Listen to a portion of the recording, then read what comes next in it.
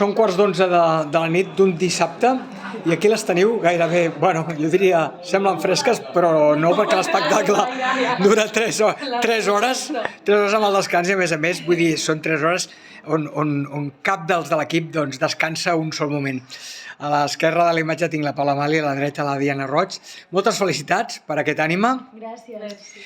També he trigat una mica en venir-la a veure perquè es queden 8 dies de representacions, però aviam, us esperàveu aquest èxit tan rotund sempre? Vull dir, a totes les representacions, entrades exaurides, públic dempeus...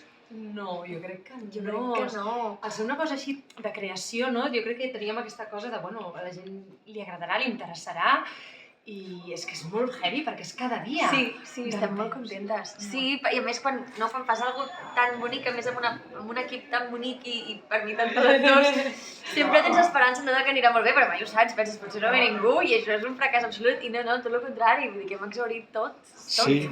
Ens hem sentit super abraçades. Sí. Quina creu que és la raó? És a dir, el fet de, no sé, musical, sala gran, TNC...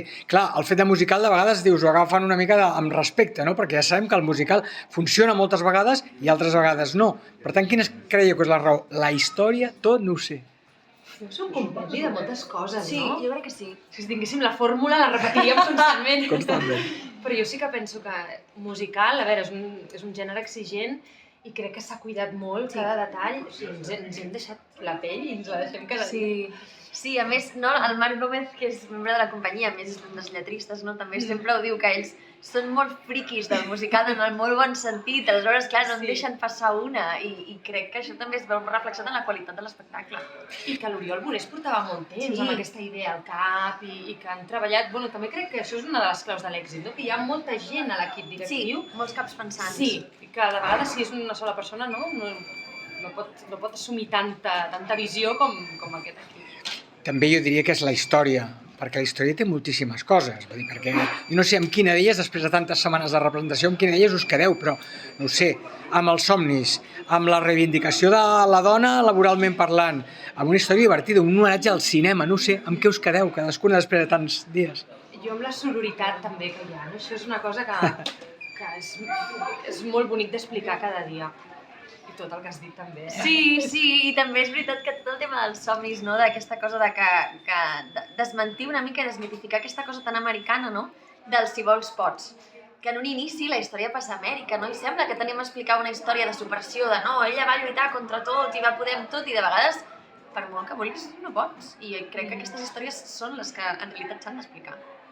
Molta gent pot pensar, ui, és un equip que no conec. No, evidentment, la Paula amb Àngels i també amb molts aspectes de la seva vida professional, la Diana Roig ha fet multitud de musicals, però no han estat mai a la sala gran del TNC. Més aviat, no sé... La Paula sí. La Paula, tu sí? Quina? Els Watson, d'aquesta temporada, sí, mateixa Maria Mestres vam estar-hi, sí. Però no fent un musical. Val, exacte, però musical aquí, perquè clar, dius, bueno, igual aquest espectacle a mi em sona més a Tívoli, per exemple, no?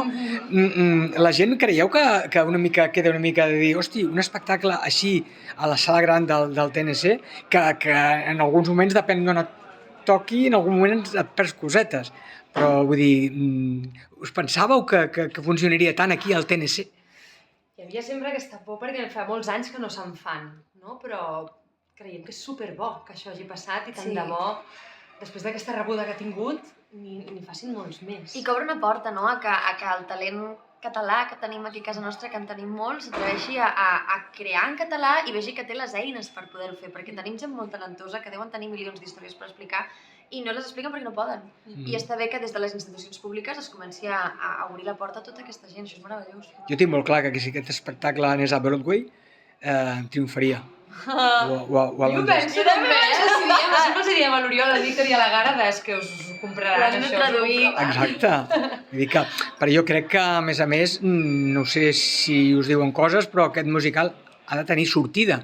Ja ho sé, que hi ha una gran parafernàlia al darrere, però hauria de tenir sortida, no? Sí, home, nosaltres la idea és que sobretot ja des de l'equip directiu i des de la producció estan lluitant perquè això tingui més vida, perquè són molts mesos de feina, creiem que el resultat ha estat molt bo i a més s'han esgotat entrades, hi ha molta gent que no l'ha pogut veure i ens encantaria fer més vida aquí a Barcelona, ja sigui aquí al Teatre Nacional, Centre Programessin, si ells volguessin, o jo què sé, o anar-nos a un altre teatre també aquí a Barcelona i després inclús... Exacte, si hem de sortir de gira, sortim de gira. No passa On res. ens vulguin, nosaltres irem.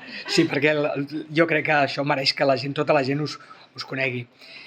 Moltes felicitats, de veritat. A mi m'heu emocionat en molts moments, m'he divertit en molts moments i he vist números musicals realment espectaculars, amb una, com us deia, una gran parafernàlia al darrere i sobretot un sentit del ritme també brutal. I tots a l'equip, no solament vosaltres dos, que sou una mica els protagonistes, tot l'equip està al darrere. Bueno, és la meva paraula, és la meva opinió, no sé si estareu d'acord. Paula i Diana, moltes gràcies, molta merda, felicitats per atendre'm. Merci. Yes, bé.